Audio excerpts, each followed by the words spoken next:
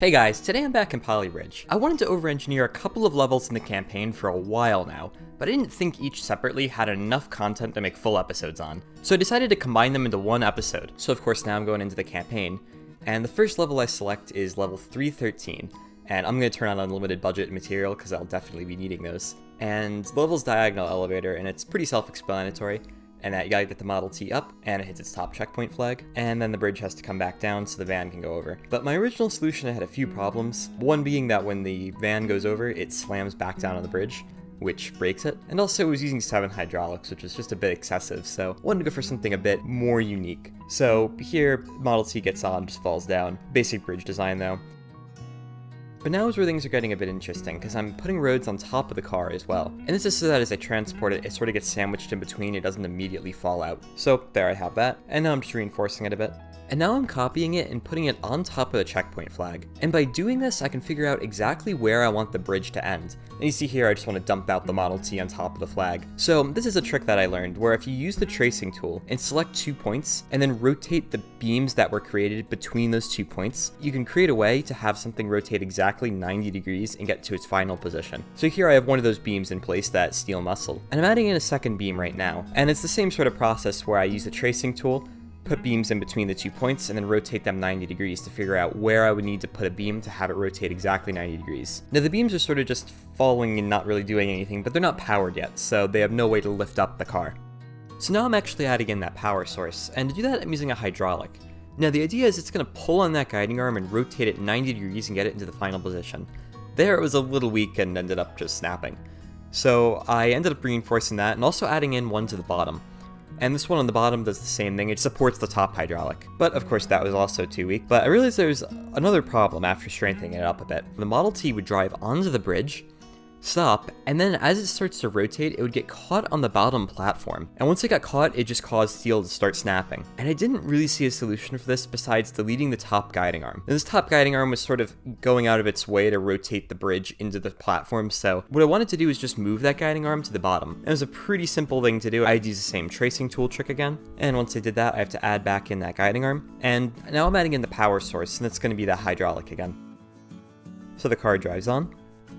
And it's close to working, except things start snapping again, so they're a bit weak. But that's okay, because I could just muscle some stuff up to make it stronger.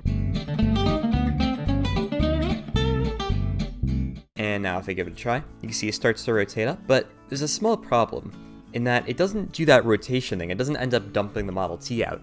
And this is because I accidentally put the guiding arm in the wrong spot. Instead of using the tracing tool from the bottom joint, I used it from the top. Instead of rotating, it just caused to move it up, basically. So to fix that, I had to use the tracing tool trick again and use the 90-degree rotation trick. But now, putting back in that guiding arm again, things didn't seem to hold up so well, which was surprising because they just seemed to work fine. So after a lot of reinforcing, I really didn't get anywhere. I mean, this is the best attempt I had.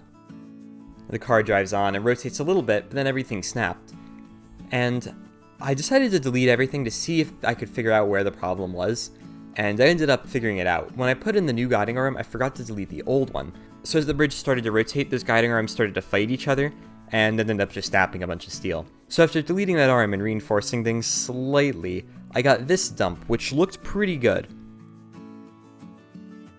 Now of course I needed to rotate a bit more, which I ended up doing.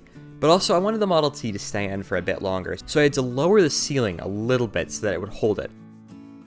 Here the suspension gets compressed just a little bit. And now the Model T can hit the flag, but now the bridge ends up hitting the Model T and over-rotating itself. So to fix that, I have to change the position of the guiding arms slightly so that they end up a little bit higher. Here you can see the Model T is a lot higher in the air than it was before, but it still hits the checkpoint flag. And now the bridge gets rotated down. And thankfully it just snapped into place perfectly. But there's just one more problem to solve. The van ends up hitting the road on top and stopping. So to fix that, what I need is some sort of mechanism to pull down the road on the Model T and then lift it back up for the van. And to do that, I'm just using another hydraulic. And when the Model T tries to go, it'll compress down on it, as it does here.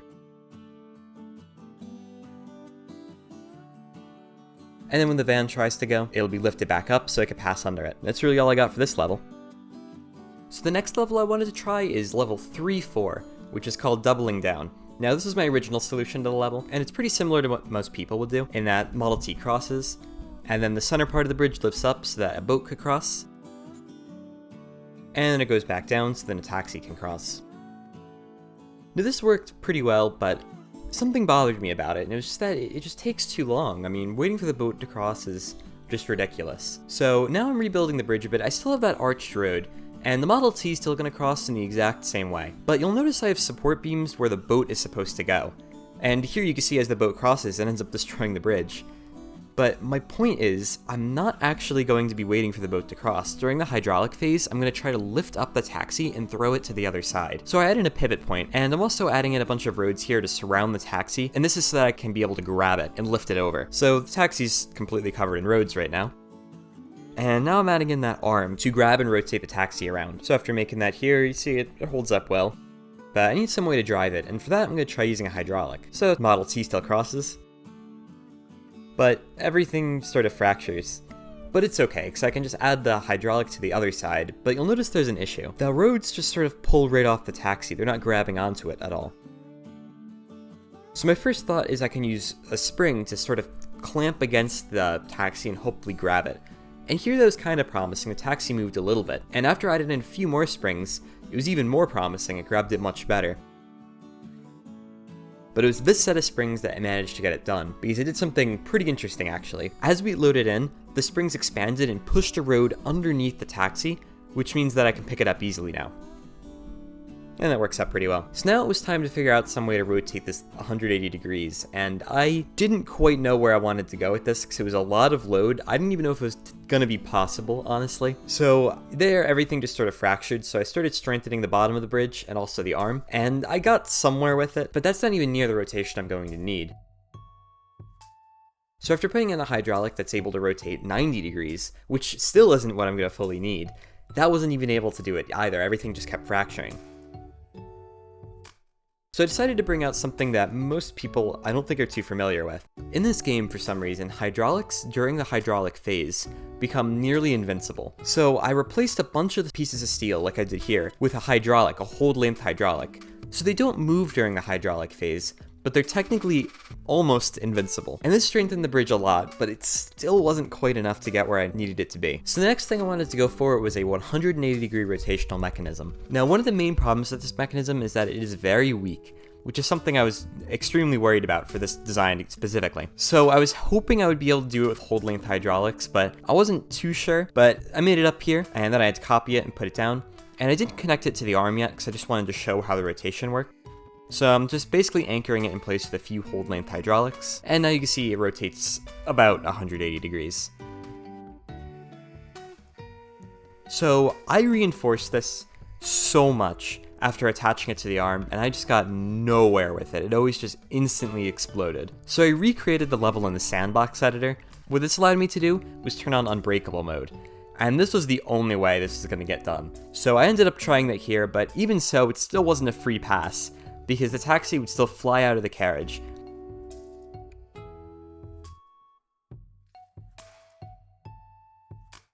So it took quite a lot of tweaking actually to get it so it would stay into the last second, but now you see as the Model T gets across,